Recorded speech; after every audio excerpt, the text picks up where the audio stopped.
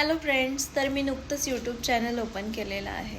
तर आज मला एक सहजच गोष्ट तुम्हाला सांगायची आहे की आपल्या आजूबाजूला असे बरेच लोक असतात. आपल्याला दाखवतात की मी तुझ्यासोबत कायम आहे, मी तुझ्यासोबत आहे, असं तसं, आणि आपल्याच घरच्यांबद्दल आपल्याला भडकवतात. आणि ही ॲक्टिंग थोड्या दिवसच चालते आणि शेवटी आपल्याला कळतं आपलं कोण आहे आणि आपलं कोण नाही आहे. सो एक गोष्ट सांगायची आहे मित्रांनो व मैत्रिणींनो की आई वडील सोडून आपलं कोणीच नसतं. बाकी जितके पण नाती आहेत सगळे सेल्फिश नाती आहेत. काही ना काही घेणं देणं आहे.